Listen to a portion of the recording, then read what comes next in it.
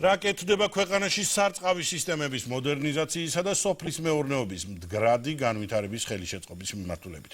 Როგორია საქართველოს მელიორაციის 2025 წლის საქმიანობის შედეგები, ანგარიში, სისტემური რეფორმები, ინფრასტრუქტურული განახლება და შედეგები, აი ამ თემაზე სასაუბროთ საქართველოს მელიორაციის გენერალური დირექტორი გიგლა თამაზაშვილი შემოგვიერთდება სტუდიაში. მოგესალმებით ბატონ გიგლა, მადლობა თქვენი დროისთვის სტუდიაში სტუმრობისათვის. მოგესალმებით, მივესალმები აყურებელს. ბატონ გიგლა, პირველ რიგში წარდგენის დროსაც ვისაუბრეთ, საინტერესოა ჩვენ წლის ბოლოს არ შეგვიჯამებია, საინტერესოა როგორი იყო 2025 წელი. რა რეფორმები, რა ცვლილებები განხორციელდა, რა შედეგებზე გავიდა საქართველოს მელიორაცია 2025 წლის განმავლობაში.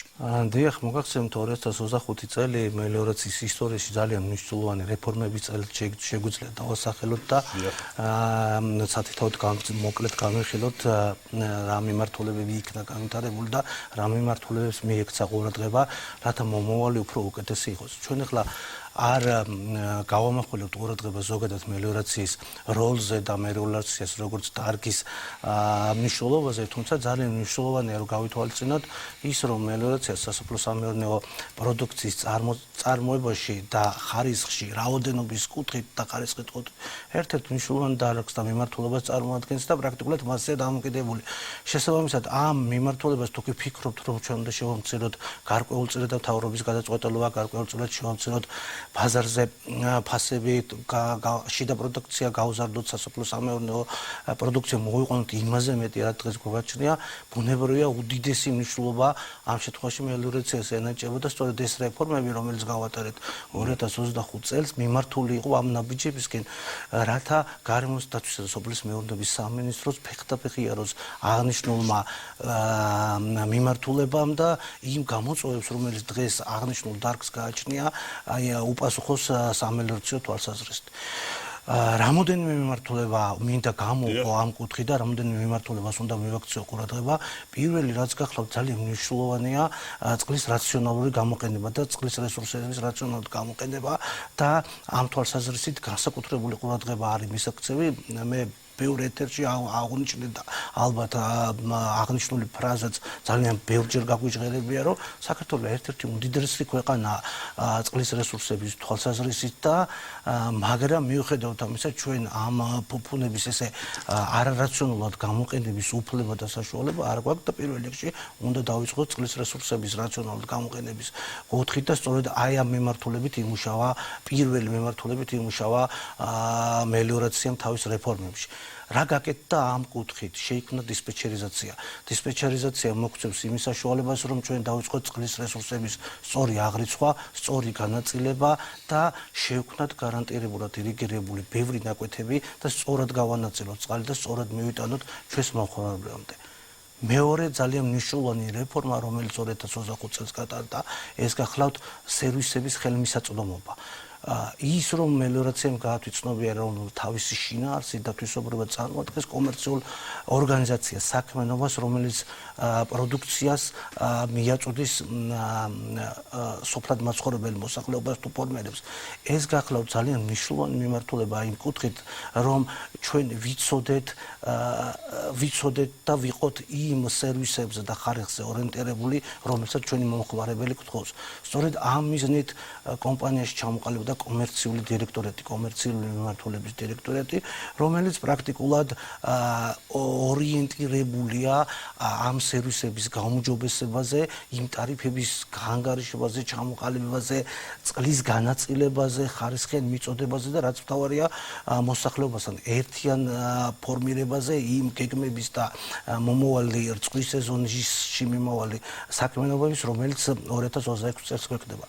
რა გაკეთდა ინსპექტორების კუთხით? დიახ, მელიორაციამ გაამკაცრა ურჩი წყალმომხმარებლების მიმართ და გაამკაცრა სანქციები დააწესა, თუმცა აღნიშნული სამსახური გადაკეთდა და წარმოუაჩინეთ არა როგორც თქვა დამსჯელ ორგანოდ და ინსპექტორების ორგანოდ, არამედ ჩამოვაყალიბეთ როგორც მაშველე რგოლი, იმიტომ რომ ფერმერს, სოფლად მაცხოვრებელ მოსახლეობას უნდა ჰქონდეს იმის საშუალება, რომ თუ კი მას იმ გარკვეული შეთანხმებული გრაფიკის მიხედვით არ მიეწოდება წყალი, დარეკოს ცხელხატზე ჩვენ თანამშრომელი ყისერად გამოცხადდეს, შეისწავლოს პრობლემა და აღნიშნული პრობლემა განვიხილოს.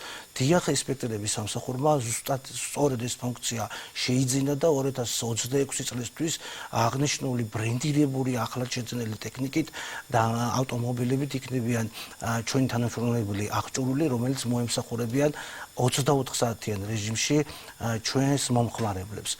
ჩვენ დავიწყეთ რეგიონების განვითარება და ჩამოვაყალიბეთ ახალი სტრუქტურული ერთეული, მაგალითად სამცხე-ჯავახეთი წარმოადგენს, მე თქვენ ეთერშიც რამოდენიმეჯერ გავაჟღერე, სამცხე-ჯავახეთი სოფლის მეურნეობის კუთხით ერთ-ერთ ძალიან მნიშვნელოვან კუთხეს წარმოადგენს საქართველოში. ჩვენ ჩამოვაყალიბეთ სტრუქტურული ერთეული, რომელიც უკვე უშუალოდ ადგილზე მოემსახურება ჩვენს მომხმარებლებს, გაუწევს სერვისებს, დაგეგმავს და მათ პრობლემებს ერთიანად მოიტანს კომპანიაში, რათა სამომავლო გეგმები სწორედ მოსახლეობიდან წამოსული პრობლემების კუთხით ჩამოყალიბდეს და განვითარდეს. გასაგებია, მომხმარებლებთან მუშაობა ძალიან მნიშვნელოვანია, რათა იცოდეთ რა სურვილი აქვთ მათ, თქვენთან პროდუქტის შეძენის თვალსაზრისით. ძალიან მარტივად რომ ჩამოვაყალიბოთ. თვითონ ის ფაქტი, რომ საქართველოს მელიორაციის სისტემა აქვს, ეს ნიშნავს, რომ საქართველოს ძალიან ბევრ ქვეყანაზე წინ დგას.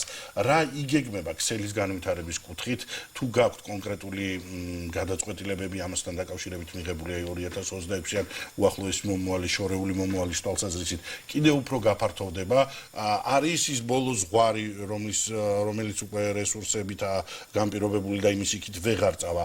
აი ამ მიმართულებით რა გეგმები გაქვთ? დიახ, თავდაპირველად თუ დააღვნიშნო, რომ 2026 წლისათვის საქართველოს მთავრობის მიერ გარემოთა და სოფლის მეურნეობის სამინისტროს ინიციატივით უპრეცედენტო თანხა გამოიყო კაპიტალური სამუშაოებისთვის. მაგ სავსე ოდენობის თანხა მელიორაციის ისტორიაში არ გამოყოფილა. ჩვენ საით მივდივართ, რა გვაქვს აქცენტი, ვახსენდეთ ტერმინი გარანტირებული ირიგაცია და რაც ნიშნავს გარანტირებულად ირიგირებული ნაკვეთები. ბუნებრივია, ძირითადი ჩვენი სისტემები ჩამოყალიბებულია და დამოკიდებულია მდინარის ბუნებრივ ჩამონადენზე, რაც ერთგვარად არასტაბილურს ქმნის და ძირითადად დამოკიდებულია კლიმატზე. ხშირ შემთხვევაში ამ გლობალური დათბობის ფონზე, მიმდინარე კატაკლიზმების ფონზე ხშირად ხდება ხოლმე, რომ იმ რაოდენობის წყალი უშუალოდ მდინარეში აღარ არის და ბუნებრივია, როდესაც სჭირდება მოსახლეობამდე მივიტანოთ ეს წყალი, პრაქტიკულად რესურსი არ გაგვაჩნია.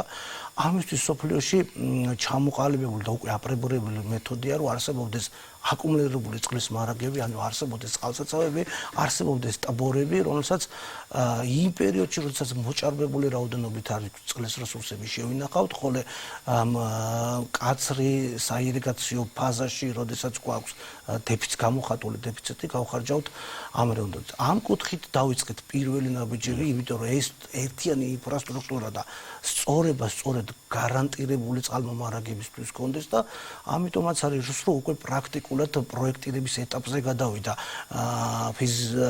წინა საპროექტო სტადია დაასრულა ილტოს წყალსაცავის შენობილობა და უკვე პროექტირების ეტაპზე გადავიდა პრაქტიკულად და ჩვენ კახეთის რეგიონში, რომელიც ყველაზე მოწყვლადია, ეგრეთ ვთქვათ, როგორც სასოფლო სამეურნეო თვალსაზრისით, ისე ძალიან რეზისტენტულია მიმდინარე პრობლემებთან დაკავშირებით, გლობალურ პრობლემებთან დაკავშირებით, გვექნება დაახლოებით 80 მილიონიანი ტევადობის წყალსაცავი, რომელიც პრაქტიკულად იმ პრობლემებს, რომელიც დღეს კახეთს გააჩნია ზაფხულის პერიოდში ირიგაციასთან დაკავშირებით, მოხსნის. გარდა ამისა, მოდერნიზაცია დავიწყეთ უკვე არსებული ინფრასტრუქტურის, არსებული წყალსაცავების ერთ-ერთი ძალიან მნიშვნელოვანი პროექტია ისევ კახეთისთვის, მაგალითად, როდესაც ვაყალიბებთ ლაკბის წყალსაცავის მოდერნიზაციის პროექტს, რომელიც ორიენტირებული ვართ სწორედ წყლის აკუმულაციაზე.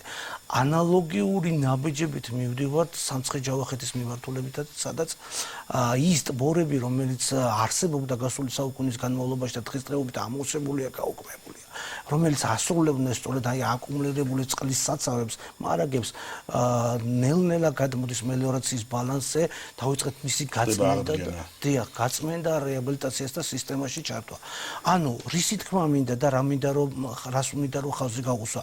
ჩვენ უნდა შევქმნათ მაქსიმალურად ისეთი ინფრასტრუქტურა, რომ წყალი გამოვიყენოთ რაციონულად, ის რესურსი, რაც ამ პერიოდში გაგვაჩნია, გამოვიყენოთ რაციონულად და მოსახლეობასთან მივიტანოთ მინიმალური დანაკარგებით.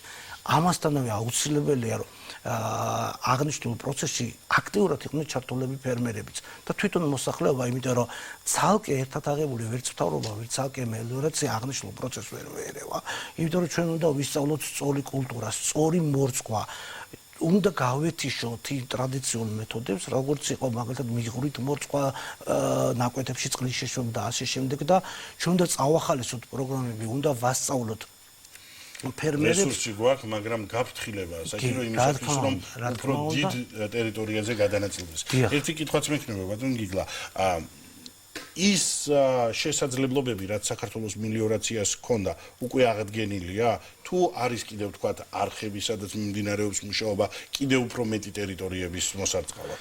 არა, ბუნებრივია იმ შესაძლებლობამდე კიდევ ბევრი გვიკლია, ეგრე ვთქვათ, რომ მთლიანად აღდგეს, თუმცა ჩვენ მიგვაჩნია ეგეთი კონცეფცია, უბრალოდ ვემხრობთ კონცეფციას. სამელიორაციო სისტემები უნდა აღდგეს სოფლის მეურნეობის დარგების განვითარებასთან ერთად. პარალელურად მოთხოვნის შესაბამისად გვაქვს მოთხოვნა პირობითად ვიძახი რომელიმე ქვეყნის რომელიმე კუთხეში კონკრეტული კულტურის განვითარებასთან დაკავშირებით მელიორაციის სისტემა უნდა ირიგაციის სისტემა უნდა აღდგეს მისი მოთხოვნის შესაბამისად.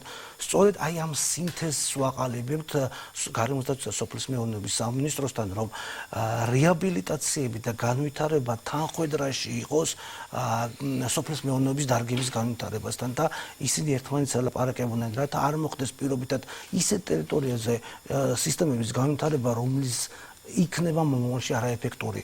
პირობითად ვერ მივიღებთ იმ მაქსიმალურ დანახარჯებებს, იმიტომ რომ თვითონ რეაბილიტაცია ძალიან ძვირადღირებულ ხარჯებთან არის დაკავშირებული და საკმაოდ ძვირადღირებული სიამოვნება. თვითონ მელიორაცია ეს ძვირადღირებული სიამოვნება და ქვეყანას ეს ძვირადღირებული სიამოვნება აქვს. ძალიან დიდი მადლობა პასუხებისათვის და წარმატებას გისურვებთ თქვენ საქმიანობაში, თქვენ სოფლის მეურნეობისათვის ფაქტიურად ფასდაუდებელ სამუშაოს ასრულებთ. დიდი მადლობა და წარმატებას გისურვებთ. მაყურებელს შევახსენებ, რომ საქართველოს მელიორაციის გენერალური დირექტორი გიგლა თამაზაშვილი იყო ჩვენი გადაცემის სტუმარი. ასეთი